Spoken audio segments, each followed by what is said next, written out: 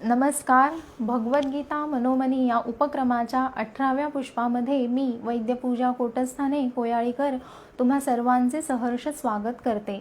मागच्या एकादशीला आपण गीतेचा 11वा अध्याय जो विश्वरूप दर्शन योग असा आहे त्याला सुरुवात केली होती. पहिला भाग आपण पाहिला होता. आजच्या या निरूपणामध्ये आपण दुसऱ्या भागाला सुरुवात करणार आहोत.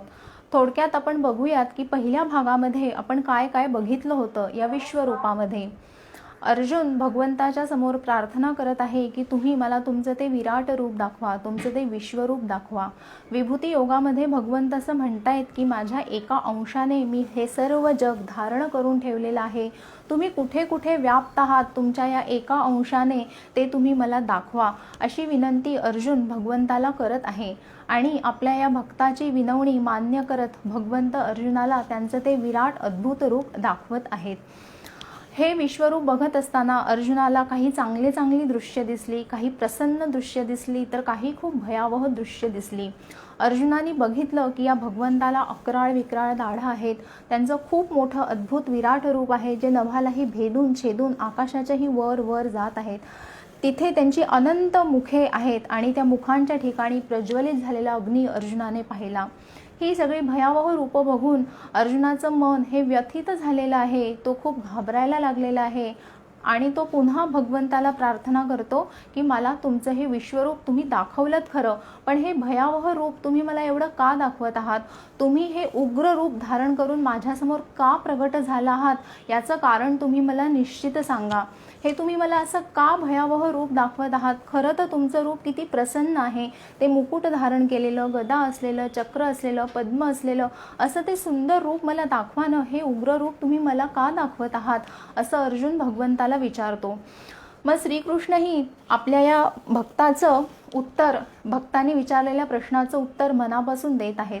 काय म्हणत आहेत भगवंत? भगवंत म्हणताय, अरे या त्रिभुवनाचा संहार करण्यासाठी, या तीनही लोकातील लोकांचा नाश करण्यासाठी आज महाकाळ म्हणून मी प्रगट झालेलो आहे. आज या रणांगणावर प्रतिपक्षातले जे योद्धे आहेत, जे कौरव वीर आहेत, त्या सगळ्यांचा विनाश करण्यासाठी, त्यांना मृत्यू देण्यासाठी आज काळ बनून मी या रणांगणामध्ये उभा ठाकलेलो आहे. गीतेचा जेव्हा 4था अध्याय झाला तेव्हा भगवंत म्हणले होते, परित्राणाय साधूनां विनाशाय च दुष्कृतां धर्म संस्थापनार्थाय संभवामि युगे युगे. चांगल्या लोकांचं रक्षण करण्यासाठी, जे दुष्ट प्रवृत्तीचे लोक आहेत त्यांचा नाश करण्यासाठी आणि या पृथ्वी तलावर धर्माचं संस्थापन करण्यासाठी मी युगायुगांमध्ये जन्म घेत असतो. आणि म्हणून आज प्रलय करायचा आहे, दुष्ट लोकांना मारून टाकायचं आहे, त्यांना शिक्षा द्यायची आहे.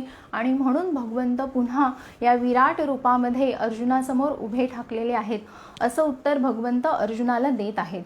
पुढे ते म्हणतात अर्जुनाला, तू तर मला सांगून टाकलं ना मी युद्ध करणार नाही, पण मी तुला आत्ताच दाखवलं या विश्वरूपामध्ये, या कालाच्या कालमुख अग्नीमध्ये हे सगळे कौरव पक्षातील वीर, पांडव सेनेतील वीर त्याच्यामध्ये घाईघाईने प्रवेश करत आहेत आणि त्यांचा मृत्यू हा अटळ आहे. तो मी घडवून आणणार आहे, त्यांना मृत्यू देणारा मी आहे, हे मी तुला आता दाखवलेलं आहे. आता तू निर्णय घे, युद्ध करायचं की नाही करायचं. तू जर युद्ध केलं नाहीस तर इतिहासात असंच म्हणतील की अर्जुन घाबरला, तो रणांगणामधून पळून गेला. कुणाच्याही लक्षात येणार नाही की द्रोणांच्या, भीष्मांच्या विषयीच्या स्नेहामुळे तू या युद्धाला नकार दिला. सगळे हेच म्हणतील की अर्जुन घाबरला आणि तो पळून गेला. आणि तुझ्यासारख्या पराक्रमी योद्ध्याला, तुझ्यासारख्या क्षत्रियाला हे कदापिही शोभत नाही. तुला ही अपकीर्ती मृत्यूपेक्षाही भयंकर आहे. मृत्यू चांगला त्याच्यापेक्षा, पण ही अशी अपकीर्ती, अशी नामुष्की तू स्वतःवर ओढून घेऊ नकोस. आता भगवंत अर्जुनाला दुसऱ्या अध्यायापासून आत्म्याविषयी सांगतायत, निष्काम कर्मयोगाविषयी सांगतायत, भक्तियोगाविषयी सांगतायत आणि हर तऱ्हेने त्याचं मन वळवण्याचा प्रयत्न करतायत की अर्जुन कर्माला प्रवृत्त होईल, ते हातामध्ये गांडीव धनुष्य घेईल आणि तो युद्धाला प्रवृत्त होईल. पण असं काही होत नाहीये. आणि म्हणून आता विश्वरूप दर्शन झाल्यानंतर मात्र भगवंत म्हणतायत, आता मी तुला सगळं समजावून सांगितलेलं आहे, प्रत्यक्षात तुला दाखवलेलं आहे की सगळ्याचा करता करविता मी आहे. त्याच्यामुळे तुला जे वाटतंय की मी मारणार आहे, मी मारणार आहे, असं तर काही होणारच नाहीये. जसं मी ही सृष्टी उत्पन्न केलेली आहे, या सृष्टीचं पालन पोषण मी करतो, तसंच या सृष्टीचा प्रलय करता सुद्धा मी आहे. त्याचं सर्व स्वातंत्र्य हे माझ्याकडे आहे. आणि म्हणून आता तू निर्णय घे, युद्ध करायचं की नाही करायचं. तू युद्ध केलंस तर एवढं लक्षात ठेव की तू या युद्धामध्ये नक्की जिंकशील. आणि युद्ध जिंकल्यानंतर धनधान्याने समृद्ध हे जे काही राज्य आहे त्याचा तू उपभोग घेशील. युद्ध नाही केलंस तर तुला सगळेजण म्हणतील की अर्जुन घाबरला. युद्ध केलंस तर तू नक्की जिंकशील आणि या राज्याचा उपभोग घेशील. आणि कर्म कसं करायचं आहे, तुझं हे युद्ध तू कसं करायचं आहे, हे मी तुला अनेक निरूपणांपासनं, अनेक अध्यायांपासनं वेगवेगळ्या पद्धतीने समजावून सांगत आहे, असं भगवंत अर्जुनाला सांगून टाकतात त्याच्या प्रश्नाचं उत्तर देऊन. पुढे ते म्हणतायत, तुला ही शंका आहे ना की या द्रोणांना कसं हरवायचं, या पितामह भीष्मांना कसं काय मारायचं, त्या कर्णाकडे वासवी शक्ती आहे, त्या जयद्रथाकडे काहीतरी वर आहे, मी कुठे कुठे पुरा पडणार, मी खरंच जिंकेन का, हे युद्धामध्ये माझा जय होईल माझा पराजय होईल, अशा द्वंद्वात्मक भावना अर्जुनाच्या मनामध्ये निर्माण झाल्या होत्या. आणि म्हणून भगवंत असं म्हणतायत की तू याचीही काळजी करू नकोस, तू माझा परमभक्त आहे आणि जो भक्त मला अनन्य भावाने शरण येतो त्याची मी हर प्रकारे काळजी घेतो. मी या सगळ्याचं उत्तर शोधून ठेवलेलं आहे. आता बघ, पितामह भीष्म ते तुझ्याशी भरपूर युद्ध करणार आहेत, घनघोर युद्ध करणार आहेत, पण मला माहिती आहे की तू मात्र त्यांच्याशी उग्रपणे युद्ध करणार नाही जसं तू नेहमी करतोस. तू अगदी मवाळपणे त्यांच्याशी लढणार आहेस. आणि खरंच तशी परिस्थिती महाभारताच्या युद्धामध्ये ओढावली. पितामह भीष्म अगदी उग्रपणे अर्जुनाशी लढू लागले. त्यांच्या बाणांनी अर्जुनाचं पूर्ण अंग हे विद्ध झालं. अर्जुन रक्तबंबाळ झाला, मोठा रक्तस्राव झाला आणि तो मूर्छित होऊन त्या रणांगणावर पडला, बेसावध झाला. तो पटकन सावध होत नाहीये म्हणल्यावर भगवंत चिंतित झाले आणि भगवंत त्यांच्या हातामध्ये जे काही चक्र होतं ते चक्र घेऊन त्या भीष्मांच्या अंगावर धावून गेले. वास्तविक श्रीकृष्णांनी प्रतिज्ञा केली होती की मी फक्त सारथ्य करीन अर्जुनाच्या रथाचं, पण मी कुठलंही शस्त्र हातामध्ये धरणार नाही. आणि आपला भक्त हा असा मूर्छित झाला आहे हे बघून त्यांना त्यांची प्रतिज्ञा मोडावी लागली आणि भीष्मांच्या अंगावर ते धावून गेले. म्हणून अर्जुनाला असं वाटत होतं की यांना हरवणं खरंच अशक्य आहे, कारण भीष्मांनी म्हणलं होतं की जर एखादी स्त्री योद्धा माझ्या समोर आली तरच मी शस्त्र खाली ठेवीन, कसं काय यांना हरवणार. हे झालं पितामह भीष्मांचं. पुढे आले द्रोण. हे द्रोण तर सर्वांचे गुरु, पांडवांना कौरवांना शस्त्रास्त्र चालवण्यामध्ये त्यांनीच तर निपुण केलं. माता यांच्या विरोधात आपण कसं काय जिंकणार. जसं जसं महाभारताचं युद्ध पुढे पुढे सरकू लागलं तसे तसे द्रोण हे अधर्माने युद्ध करू लागले. ज्या योद्ध्यांना अस्त्राचं ज्ञानही नव्हतं अशा लोकांवर ते शस्त्र चालवू लागले. भगवंतांनी ही धोक्याची सूचना ओळखली. ते धर्मराजाकडे गेले, युधिष्ठिराकडे गेले आणि त्याला म्हणले, युधिष्ठिरा आता तुझं हे सगळं सैन्य हे संकटात आलेलं आहे, त्यांच्या प्राणांवर बेतलेलं आहे आणि अशा वेळेला जर तू खोटं बोललास तर त्याचं तुला पाप लागणार नाही. तू म्हण नरोवा कुंजरोवा अश्वत्थामा मेला असं तू म्हण. असं तू म्हणशील तरच तुझं सैन्य वाचेल. युधिष्ठिर हे भगवंताचं ऐकतो आणि तो म्हणतो की अश्वत्थामा मेला. भीम हा द्रोणांजवळ येतो आणि त्यांना म्हणतो, तुम्ही तर साक्षात ब्राह्मण आहात. ज्या पुत्रासाठी तुम्ही आयुष्यभर हे क्षत्रिय कर्म केलं तो पुत्र तर आता राहिला नाही, मग हे क्षत्रिय कर्म आता तुम्ही कुणासाठी करत आहात. भीमाचे हे बोल ऐकून द्रोण आपली शस्त्रास्त्र खाली ठेवतात आणि त्या क्षणाला पांडवांचा सेनापती दृष्टद्युम्न तिथे येतो आणि द्रोणांचा शिरच्छेद करून टाकतो. जयद्रथाला सुद्धा असाच वर मिळालेला आहे. त्याला काय वर मिळालं आहे की जो मनुष्य त्याचा शिरच्छेद करेल तर त्याचं शिर हे आधी पृथ्वीवर पडेल या जयद्रथाचं शिर पडण्यापूर्वी. मग याला तरी कसं काय हरवणार युद्धामध्ये.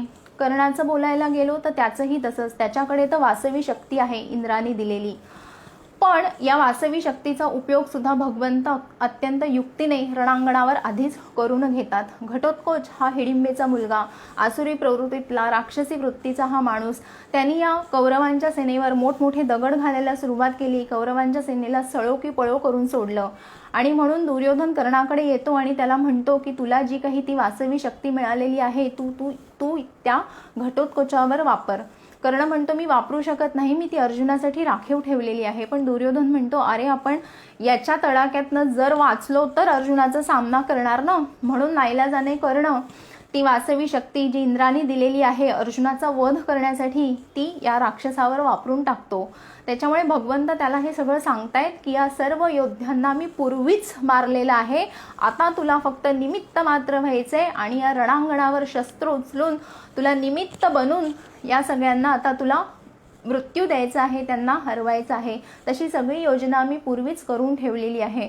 म्हणून ते म्हणतायत निमित्त मात्रम भवसव्य साचिन. अर्जुन उजव्या हाताने जशी कौशल्याने शस्त्रास्त्रे चालवतो तसंच कौशल्याने तो डाव्या हाताने सुद्धा चालवतो, म्हणून त्याला इथं सव्य साचिन असं म्हणलेलं आहे.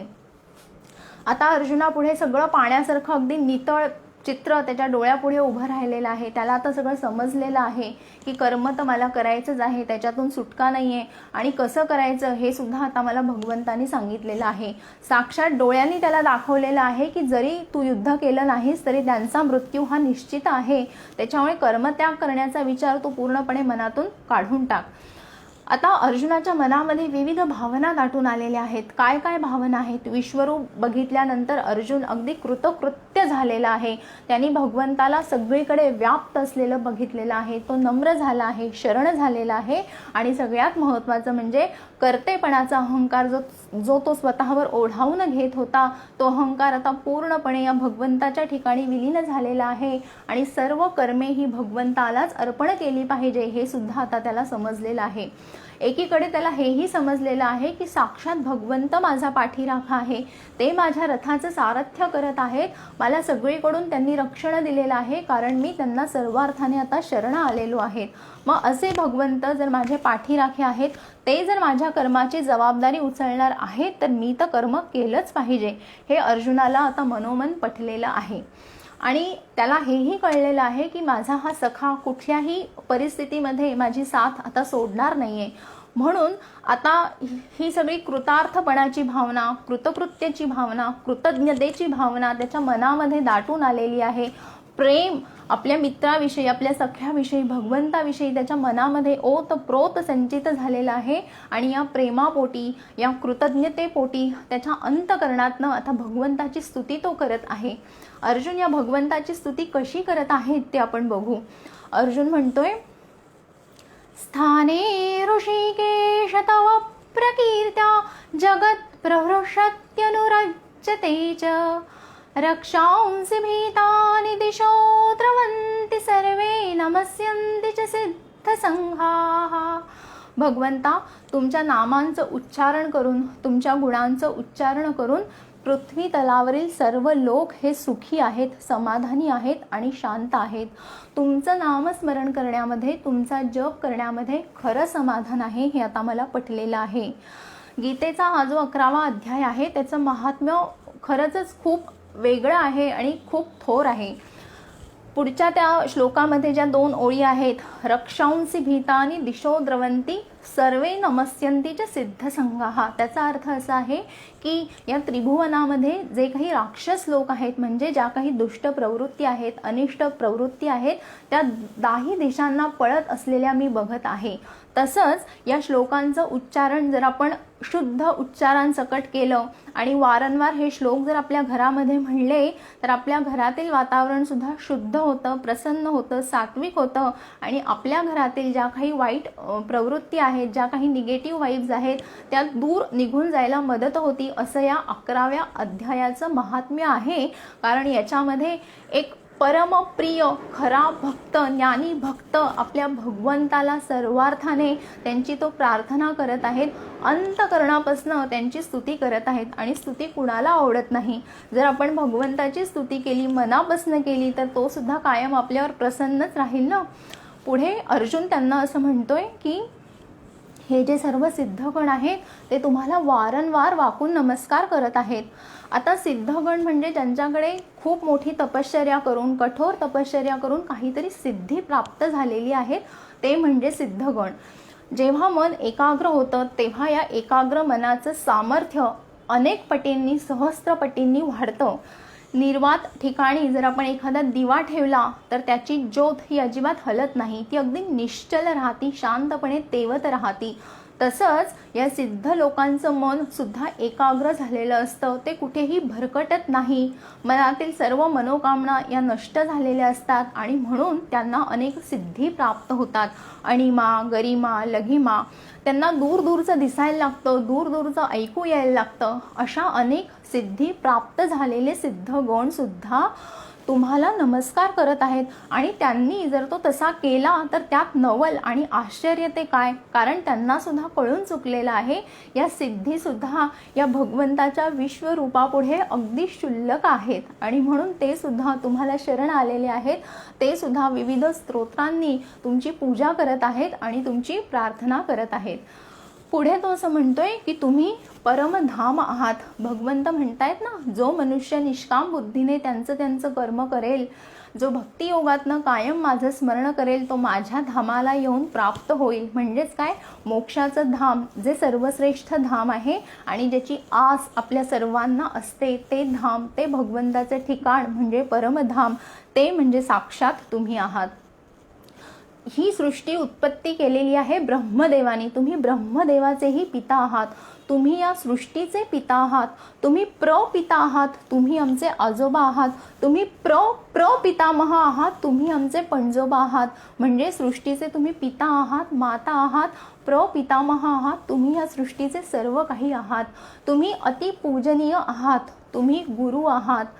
तुम्हाला वारंवार प्रणाम. तुम्हाला सर्व दिशांनी प्रणाम. तुम्हाला सर्व बाजूंनी मी वारंवार नमस्कार करतो. तो काय म्हणतोय, नमः पुरस्तादथ पृष्ठतस्ते नमोस्तुते सर्वतैव सर्व अनन्तवीर्यामित विक्रमस्त्वं सर्वं समाप्तोषि ततोऽसि सर्वः. तुम्ही म्हणताय ना, अहमात्मा गुडाकेश सर्वभूताक्षय स्थितः. सर्व प्राणी मात्रांमध्ये माझं अस्तित्व आहे. आणि अर्जुनाला तर आता त्यांचं साक्षात विश्वरूप दिसलेलं आहे. त्यांची विविध रूपे पाहिलेली आहे. चर अचर सृष्टी त्यांच्या ठिकाणी सामावलेली आहे असं त्यांनी पाहिलेलं आहे. दिव्य सर्प पाहिले आहेत, अश्विनी कुमार पाहिले आहेत, 8 वसू पाहिले आहेत, इंद्र पाहिलेला आहे. अनेक योनी त्या विश्वरूपामध्ये अर्जुनाने पाहिलेल्या आहेत. आणि म्हणून तो म्हणतोय की तुम्हाला पुढून नमस्कार, तुम्हाला मागून नमस्कार, तुम्हाला सर्व बाजूंनी नमस्कार, तुम्हाला सर्व दिशांनी नमस्कार, तुम्हाला वारंवार नमस्कार, तुम्हाला सारखा सारखा नमस्कार असो, असं एक भक्त आपल्या भगवंतासाठी म्हणत आहे. पुढे तो म्हणत आहे, तुम्ही सृष्टीचे उत्पत्ती करते आहात. उत्पन्न करूनच तुम्ही थांबलेला नाही, तर सर्व प्राणी मात्रांचं पालन पोषण, त्यांना काय लागते नाही लागते हे सुद्धा तुम्ही बघत आहात. आणि शेवटी तुम्ही या सृष्टीचे प्रलय करते सुद्धा आहात.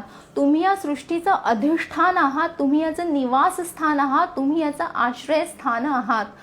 हवन करण्याची जी प्रक्रिया आहे ते सुद्धा तुम्ही आहात. दिव्य मंत्र तुम्ही आहात. अग्नी तुम्ही आहात. घृत तुम्ही आहात. कधी सूर्य बनून तुम्ही या सृष्टीला उष्णता देता, तुम्ही पाऊस पाडता, तुम्ही पाऊस थांबवता. तुम्ही साक्षात अमृत आहात. तुम्ही विष आहात. तुम्ही सत आहात. तुम्ही असत आहात. औषधी वनस्पतींमध्ये जे काही कार्यकारी तत्व असतं, जे त्यांचं वीर्य असतं, ते सुद्धा तुम्ही आहात. सर्व प्राणी मात्रांना, सर्व मनुष्यांना त्यांच्या त्यांच्या कर्मांची फळे देणारे प्रभू तुम्ही आहात. सर्वांचं शुभ अशुभ चिंतन करणारे तुम्ही आहात. कुठल्याही फळाची अपेक्षा न ठेवता या सृष्टीचे धारण करणारे तुम्ही आहात. तुम्ही आमचे पिता आहात. तुम्ही वेदता आहात. सृष्टीवर जे जे काही जाणून घ्यायचं आहे ते तुम्ही जाणणारे आहात. या सृष्टीवरची प्रत्येक गोष्ट तुम्हाला माहीत आहे, म्हणून तुम्ही वेदता आहात. तुम्ही वेद्य आहात. जाणून घ्यायचे जे जे काही विषय आहेत ते सुद्धा तुम्ही जाणून घेता, म्हणून तुम्ही वेद्य आहात. तुम्ही शुद्ध पवित्र ओंकार आहात. असं वेगवेगळ्या पद्धतीने, वेगवेगळ्या शब्दातनं अर्जुन या भगवंताची स्तुती करत आहे. पुढे अर्जुनाला असं वाटतं, त्याला जाणवायला लागतं की आपण याला आपला अगदी सखा मानत होतो. सखा म्हणजे काय, तुझं जे हृदय तेच माझं हृदय, मला जे मिळायला पाहिजे तेच तुला मिळायला पाहिजे, अगदी तुल्यबळ, कुठेही काही कमतरता नाही, कमी जास्त नाही, असं म्हणजे ते सखा. तर आता अर्जुन तर श्रीकृष्णाला अगदी सखाच मानत होता ना हे विश्वरूप बघण्याच्या आधी. पण हे विश्वरूप बघितल्यानंतर अर्जुनाला कळलं की मी ज्याला माझा सखा मानत होतो, ज्याला मी माझा मित्र म्हणत होतो, तर तो परमात्मा आहे. तो तर सृष्टीला धारण करणारा महान पुरुष आहे, सनातन पुरुष आहे, आदी पुरुष आहे, सीमारहित आहे.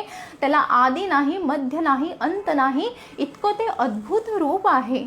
आणि आता त्याला मनातल्या मनात लाज वाटते. त्यांनी जे काही अपराध केलेले आहेत, त्याच्या हातून ज्या काही अक्षम्य चुका घडून आलेल्या आहेत, त्याच्याविषयी आता मनातल्या मनात त्याला लाज वाटते, उणीव वाटते, उणीव भासते की आपण काय वागलो कृष्णाशी. त्याला आपण आपला मित्र समजत बसलो आणि हा तर महात्मा आहे. तो कशी आता क्षमा मागतोय भगवंताची इथून पुढच्या श्लोकांमध्ये. तो कसं म्हणतो, सखेति मत्वा प्रसभयद्युक्तं हे कृष्ण हे यादव हे सखेति अजानता महिमानंतवेदं मया प्रमादात् प्रणयेन वापि. कृष्णा, मी तुला एकेरी हाक मारली. कधी तुला फक्त कृष्ण म्हणलो, कधी तुला फक्त ए सख्या म्हणलो, तर कधी तुला यादवा म्हणलो. अगदी एकेरी हाक मारली मी तुला. पण ही एकेरी हाक मारत असताना ना माझ्या मनामध्ये तुझ्याविषयी फक्त प्रेम, जिव्हाळा आणि आपुलकी होती. त्याच्यामध्ये कुठलाही मत्सर नव्हता. विनोदाने, थट्टेने, चेष्टेने, मस्करीने, माझ्याकडून अज्ञानाने या चुका तुझ्या बाबतीमध्ये घडलेल्या आहेत. आपण एका स्थानावर बसलो, आपण एका मंचावर बसलो, आपण एकत्रित भोजन केलं, आपण एकत्रित खेळलो, आपण एकत्रपणे वाढलो, आपण एकत्रित शयन केलो, शिकारीला गेलो, हिंडलो, फिरलो. आणि हे सगळं करत असताना की नाही मी तुला खूप वेळेला एकेरी हाक मारली. पण आता मला कळतंय की मी किती मोठी चूक केलेली आहे, किती मोठ्या माणसाला मी एकेरी संबोधन केलं. त्याच्यासाठी तू मला कृपया क्षमा कर. तो असं म्हणतोय की माझं हे जे पूर्ण अंग आहे ना, हे मी आता तुझ्या चरणांवर ठेवतो. माझा हा सगळा देह मी तुझ्या चरणांवर ठेवतो. मी तुला साष्टांग नमस्कार घालतो. आणि जसं एखादा पिता आपल्या पुत्राचे, पती आपल्या पत्नीचे आणि मित्र आपल्या मित्राचे अपराध सहन करतो ना, तसं तू माझ्या या सगळ्या अपराधांना सहन कर, त्यांना तो पोटात घाल आणि मला कृपा करून माझ्या या अपराधांसाठी तू मला क्षमा कर. आता अर्जुनाला मनोमन खूप उचंबळून येते की आपण कसे वागलो त्या कृष्णाशी, त्याला किती त्रास दिला.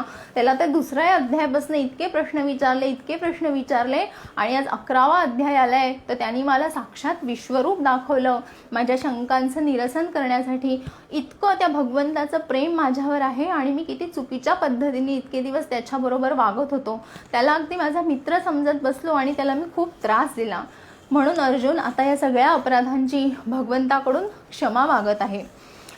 हे झाल्यानंतर तो भगवंताला म्हणतोय, आता स्तुती करून झाली, क्षमा मागून झाली, आता पुन्हा अर्जुन काहीतरी या भगवंताकडे मागतच आहे. आता काय मागतोय, आता विश्वरूप सुद्धा त्यांनी पाहिलं, क्षमा मागून झाली त्याच्या सगळ्या अपराधांसाठी. मग आता मागायला काही राहिलंय का? हो, राहिलंय.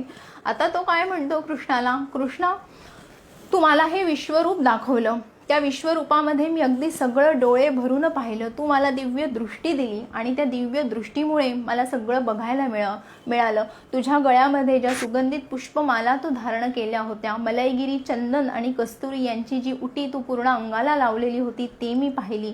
प्रज्वलित झालेले अग्नी आणि सहस्त्र सूर्य यांचं एकत्रित तेज हे जे आहे ना, हे तेज सुद्धा तुझ्या तेजापेक्षा कमी आहे, हे सुद्धा मी तिथं पाहिलं. पण आता झालंय काय, तुझ्या त्या अक्राळ विक्राळ दाडा आणि भविष्यकालातील या सगळ्या भयावह घटना बघून माझं अंतर्मन हे आता खूप दुःखी झालेलं आहे. मला कशातही प्रसन्नता वाटत नाही. माझं चित्त हे आता शांत राहू शकत नाही. ते अत्यंत आतून थरथरत आहेत. माझे हात सुद्धा लटपट कापत आहेत तुझं हे उग्ररूप बघून. म्हणून आता मी तुला कळकळीची विनंती करतो, प्रार्थना करतो की आता हे विश्वरूप मला दाखवू नकोस. मला तुझं ते चतुर्भुज रूप दाखव की ज्याच्यामध्ये तू मुकुट धारण केलेला आहे. तुझ्या एका हातामध्ये गदा आहे, पद्म आहे, शंख आहे. तुझं ते मनमोहक सोज्वळ जे मनाला प्रसन्नता देईल, माझं मन पवित्र करेल असं ते रूप मला आता तुझं दाखव. हे विश्वरूप आता तू मला कृपया दाखवू नकोस. तू माझी इच्छा पूर्ण केली, मी ते सगळं बघितलं, माझ्या सगळ्या शंकांचं निरसन सुद्धा झालं. भविष्यातील घटना सुद्धा तू मला तिथे दाखवली. एवढंही तू मला आश्वस्त केलेलं आहेस की युद्धामध्ये आता मी जिंकणार आहे आणि मी जिंकावं म्हणून ती सगळी व्यवस्था तूच आधीपासून आधीपासून करून ठेवलेली आहेस हे सुद्धा आता मला पूर्णपणे पटले, कळले आणि म्हणून मात्र आता तू मला ते चतुर्भुज रूप दाखव. आता मात्र ते सहन करण्याची माझ्यामध्ये ताकद नाही, ते उग्र रूप बघण्याची. असा अर्जुन आता भगवंताला विनंती करत आहेत. आता भगवंत अर्जुनाला काय उत्तर देत आहेत? भगवंत म्हणताय, अरे अर्जुना, तुझ्यावर मी प्रसन्न आहे, तुझ्यावर मी खुश आहे, म्हणूनच अनुग्रहपूर्वक मी तुला माझे हे विश्वरूप दाखवलं. त्याच्यामध्ये जे जे काही येतं ते सगळं सत्य दृश्य मी तुला दाखवली, चांगली दाखवली, वाईट दाखवली, प्रसन्न दाखवली, भयावह दाखवली. सगळं मी तुला दाखवलं, काही तुझ्यापासून लपून ठेवलेलं नाही. आणि अजून तुम्हाला म्हणतोय की चतुर्भुज रूप तुम्ही धारण करा आणि त्या रूपामध्ये माझ्यासमोर प्रगट व्हा. बरं ठीक आहे, आता तुझी तशी इच्छा आहे ना, मी त्या रूपामध्ये प्रगट होतो, असं ते अर्जुनाला म्हणतायत. आणि पुढच्या क्षणामध्ये भगवंत आपलं ते विश्वरूप सगळं एकवटून, सगळं ते अद्भुत रूप एकत्रित करून त्यांच्या त्या प्रसन्न मनमोहक अशा चतुर्भुज रूपामध्ये ते प्रगट होत आहेत. ते काय म्हणतायत अर्जुनाला, अगदी लहान मुलासारखी त्याची समजूत घालतायत आणि त्याला म्हणतायत, माते व्यथा माचे विमूढ भावो दृष्ट्वा रूपं घोरमीद्रुममेदं व्यपेतभि प्रीतमना पुनस्त्वं तदेव मे रूपमिदं प्रपश्य. अर्जुना, तुला नाही ना सहन होते माझं ते विश्वरूप? बरं ठीक आहे, तू नको बघूस, पण तू असा व्यथित होऊ नकोस, तू असा दुःखी होऊ नकोस, तू असा हताश होऊ नकोस. मलाही ते बघवत नाही. तू प्रीतीपूर्वक, प्रेमपूर्वक माझ्या त्या चतुर्भुज रूपाचं स्मरण कर आणि मी त्या चतुर्भुज रूपामध्ये प्रगट होईन, असं भगवंत अर्जुनाला आश्वस्त करत आहेत. त्याच्या मनाला धीर देत आहेत की तू असा घाबरू नकोस, त्याला धैर्य प्रदान करत आहेत आणि त्याच्यासमोर त्यांच्या त्या चतुर्भुज रूपामध्ये ते प्रगट होत आहेत. आता हे चतुर्भुज रूपामध्ये ते प्रकट झाले, पण त्या चतुर्भुज रूपामध्ये प्रकट झाल्यानंतर सुद्धा ते अर्जुनाला म्हणतात, अर्जुना, तुला हे जे विश्वरूप मी आता दाखवलेलं आहे ना, ते कुणालाही सहसा दिसत नाही, मी ते कुणालाही दाखवत नाही. माझी पत्नी लक्ष्मी हिला सुद्धा मी ते रूप दाखवलेलं नाही. माझं वाहन गरुड, त्यालाही हे रूप माहीत नाही. कितीतरी तपस्वी होऊन गेले, सिद्ध होऊन गेले, महर्षी होऊन गेले, त्यांना सुद्धा माझं हे रूप मी कधीही दाखवलेलं नाही. पण मला माहिती आहे तू माझा खरा शिष्य आहेस, ज्ञानी शिष्य आहेस आणि जे जे मी तुला सांगणार आहे ते तू आचरणात आणणार आहेस आणि म्हणून तुला माझं हे विश्वरूप मी दाखवलेलं आहे. तू कितीही मोठं वेद अध्ययन केलं, कितीही पुस्तके वाचली, कठोर तपश्चर्या केली, उग्र तपश्चर्या केली, मोठमोठी दानं दिली, असं तू कितीही प्रकारांनी मला प्राप्त करण्याचा जरी प्रयत्न केला ना, तरी सुद्धा हे विश्वरूप पुन्हा कधीही कुणालाही मी दाखवणार नाही. या मनुष्य लोकामध्ये भविष्य काळामध्ये माझं हे विश्वरूप कुणीही बघू शकणार नाही, त्यांची ती पात्रता नाही, असं या विश्वरूपाचं महात्म्य अर्जुनाला भगवंत समजावून सांगत आहेत. विश्वरूपाच्या रूपातनं जेव्हा भगवंत या चतुर्भुज रूपामध्ये प्रगट होतात तेव्हा अर्जुन त्यांना म्हणतोय, आता तुमचं हे चतुर्भुज रूप बघून माझ्या मनाला शांतता मिळालेली आहे, प्रसन्नता मिळालेली आहे आणि पूर्वीच्या अवस्थेला आता मी हळूहळू प्राप्त व्हायला लागलेलो आहे. भगवंत त्याला म्हणतायत की विश्वरूप तर नाहीच नाही, ते तर अशक्यच आहे मनुष्य लोकातील कुठल्याही लोकाला ते बघणं. पण त्याच्याही पुढे जाऊन ते असं म्हणतायत की हे जे चतुर्भुज रूप आहे ना, हे सुद्धा मी माझ्या योग सामर्थ्याने तुला दाखवत आहे आणि हे बघणं सुद्धा खूप दुर्लभ आहे. साक्षात देव सुद्धा या रूपाचं दर्शन घेण्यासाठी नित्य अभिलाषी असतात. त्यांचीही वारंवार इच्छा होत असते की त्या भगवंताचं चतुर्भुज रूप, त्यांचं दर्शन आम्हाला घडावं. पण या चतुर्भुज रूपाचं दर्शन सुद्धा देवांना सुद्धा घडत नाही. म्हणून हे अर्जुना, तुला आता जे मी काही दाखवलं आहे विश्वरूप, हे चतुर्भुज रूप, हे तू डोळ्यामध्ये सामावून घे, त्याचा अर्थ लक्षात घे, कर्म कसं करायचं हे तू लक्षात घे आणि कर्माला प्रवृत्त हो. हे चतुर्भुज रूप सुद्धा तुम्ही कितीही वेदाचं अध्ययन करा, कितीही मोठी दान धर्म करा, पुण्य कर्म करा, पण या कर्मांनी सुद्धा माझं चतुर्भुज रूप कुणीही बघू शकत नाही. पण जो मनुष्य अनासक्त होऊन कर्मफलाची इच्छा सोडून कायम कर्म हे फक्त माझ्यासाठी करतो, निष्काम बुद्धीने करतो, कायम कुठलंही कर्म माझं स्मरण करून करतो आणि केलेलं कर्म हे मला अर्पण करतो, असा जो माझा भक्त असतो त्याला मात्र मी प्राप्त होतो. भगवंत सांगतायत की तुम्हाला विश्वरूप दिसलं नाही, तुम्हाला माझं चतुर्भुज रूप दिसलं नाही, तरीसुद्धा जर तुम्ही मला अनन्य भावानी शरण याल, सर्व प्राणीमात्रांविषयी तुम्ही मनामध्ये प्रेम ठेवाल, आदर ठेवाल, वैरभाव कुणाविषयी ठेवणार नाही आणि केलेलं प्रत्येक कर्म जर तुम्ही मला अर्पण कराल तर मी तुम्हाला प्राप्त होईन आणि तुमच्या सर्व कर्मांची जबाबदारी मी घेईन आणि तुम्ही माझ्या परमधामाला येऊन प्राप्त व्हाल. इथे हा गीतेचा 11वा अध्याय त्याचा दुसरा भाग संपला असं मी सांगते. पुढचं निरूपण हे 25 तारखेला आहे. 25 तारखेला आपण गीतेचा 12वा अध्याय जो आहे त्याला सुरुवात करणार आहोत. पुढचंही निरूपण तुम्ही सर्वांनी जरूर ऐका. तोवर धन्यवाद.